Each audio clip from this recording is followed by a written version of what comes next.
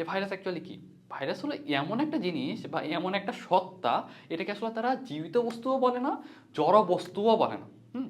এখন তুমি বলতে পারো ভাইয়া এটা জীবিত বস্তুও না, জড় বস্তুও না, তাহলে আসলে কি? ভাইরাস এটা ভাইরাসই, বুঝছো? মানে বিজ্ঞানীরা যখন গবেষণা করছে, তারা ভাইরাসকে ভাইরাসের বাদ দিয়ে কোনো কিছু দিয়েই ডিসক্রাইব করতে পারে না। তারা জড় বস্তুর ভিতরে ঢুকাবে সেটাও পারতেছে না, জীবিত বস্তুর ভিতরে ঢুকাবে সেটাও পারতেছে না। এখন বলতে পারো ভাইয়া একখানে দিয়ে দিলেই তো হয়, এত পারি না করার তো মানে নাই। ব্যাপারটা হলো কি, এখানে অনেক কনফিউশনে আছে।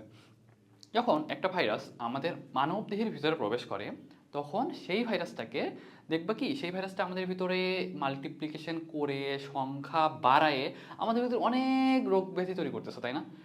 এখন আমি যদি তাকে জড় অবস্থার ভিতরে দিয়েই দেই, তাহলে সে আমার ভিতরে কিভাবে করে, মানে কেমন করে আমার ভিতরে এত রোগ মানে বালাই সৃষ্টি করতেছে, তাই না? তার মানে আমি কিন্তু তাকে জড় বস্তুর ভিতরে ফেলতে পারতেছি না। আবার তুমি যে তাকে জীবিত বস্তুর ভিতরে ফেলবা, তার মানে সে যে জীবিত বস্তু সেটার পুরোপুরি ক্যারেক্টারিস্টিক্সও সে দেখায় না, বুঝতে পারছো? সেজন্য আসলে না, ভাইরাসকে আমরা জড় বস্তুও বলতে পারি না, জীবিত বস্তুও বলতে পারি না। সেজন্য আমাদের বিজ্ঞানীরা বলছে ভাইরাস জড় বস্তুও না, জীবিত বস্তুও না, ভাইরাস ভাইরাসই।